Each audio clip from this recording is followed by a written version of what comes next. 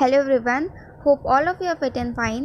So since we have completed the chapter tenses and its type, it's time to study vocabulary. Of course we will study basics, but side by side we will study vocabulary also. चूँकि हमने chapter tenses and its types पढ़ लिया है, तो आज हम पढ़ेंगे vocabulary. So today what we are going to study is idioms. You all might have heard about idioms. आज हम पढ़ेंगे idioms. idioms को हिंदी में बोलते हैं मुहावरे. आप लोगों ने बहुत से मुहावरे के बारे में सुना होगा, तो आज हम यही पढ़ने वाले हैं, लेकिन सारे मुहावरे इंग्लिश में होंगे. Before starting, I want to tell you, if you ever study idioms, don't consider the meaning word to word. शुरू करने से पहले मैं आपको ये बताना चाहती हूँ कि अगर आप कभी भी idioms पढ़ें तो वर्ड टू वर्ड उसका मीनिंग ना ढूंढें, क्योंकि जितने भी idioms होते हैं वो उन सबके एक अपने हिडन मीनिंग्स होते हैं. आपको किसी भी idiom का मतलब उसके वर्ड में नहीं मिलेगा, आपको अपना थोड़ा सा दिमाग लगाना पड़ेगा. So let's start. First one is to add fuel to fire. Its meaning is to increase the existing excitement. अगर मैं इसका हिंदी बोलूँ तो होगा आग में घी डालना. अभी आप समझ गए होंगे कि इसका मतलब होता है कि किसी बुरे सिचुएशन को और बुरा कर देना. अब कुछ लोग होते हैं जो किसी झगड़े को सुलझाने के जगह उसको और उलझा देते हैं, या फिर उस झगड़े को कम करने के जगह उसको और बढ़ा देते हैं. तो उस टाइम हम कहेंगे कि he is adding fuel to fire. Next one is to beat about the bush. You can also say to beat around the bush.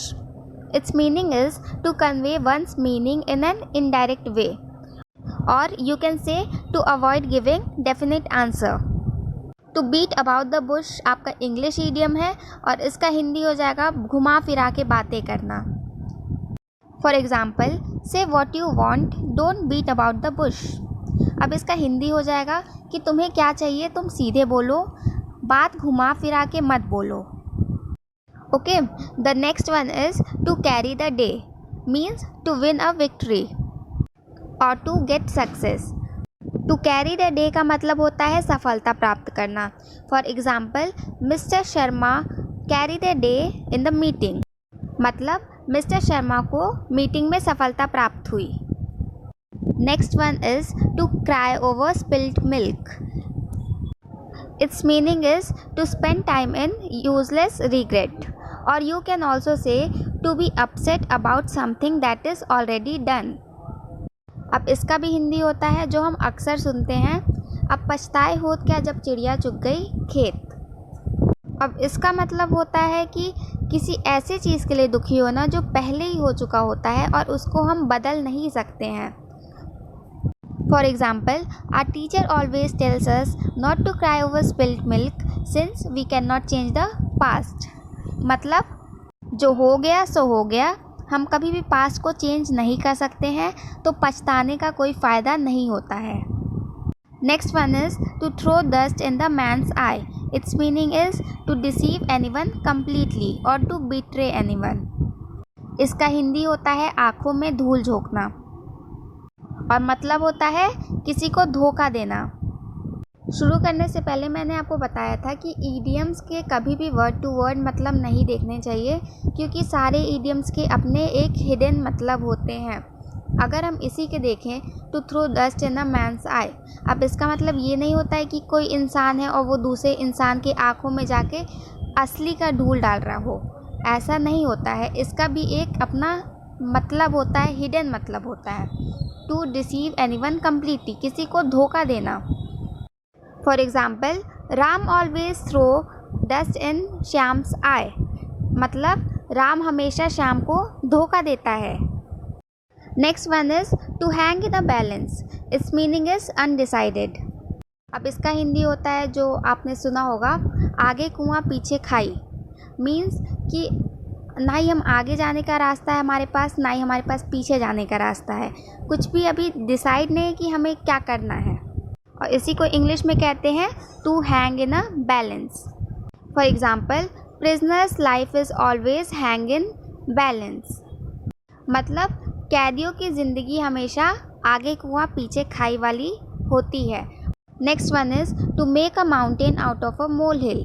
Its meaning is to make a difficulty seem much greater than they really are. अब इसका भी हिंदी होता है कि राई का पहाड़ बनाना, मतलब किसी भी छोटी सी कठिनाई को और बढ़ा चढ़ा के बोलना, किसी भी बात को बढ़ा चढ़ा के बोलना, इसे कहते हैं to make a mountain out of a molehill.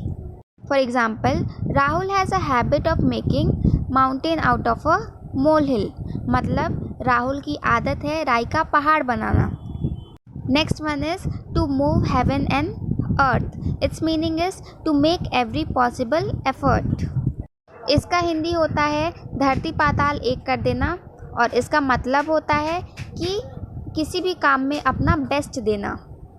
For example, Elon has moved heaven and earth in making his project, मतलब एलन ने प्रोजेक्ट बनाने के लिए धरती पाताल एक कर दिया, मतलब उसने बहुत ही मेहनत किया अपने प्रोजेक्ट को बनाने के लिए. Next one is to step into another person's shoes. Means to take the position previously occupied by the another. इसका मतलब होता है कि किसी और पर्सन का जगह ले लेना. For example, after death of his man his son steps into his shoes, मतलब उस आदमी के मरने के बाद उसके बेटे ने उसका जगह ले लिया या उसका पोजीशन ले लिया. And the last one is to throw cold water. Its meaning is to discourage. To throw cold water का मतलब होता है कि किसी को डिस्करेज करना. डिस्करेज को हिंदी में बोलते हैं हतोत्साहित करना. For example, his parents always throw cold water on his dreams, means his parents always discourages him. So these are 10 common English idioms, and I'll make next video on 10 common proverbs, means lokoktiyan. So keep studying and keep yourself safe and sound. I'll be back in some days with my new video, proverbs. Thank you.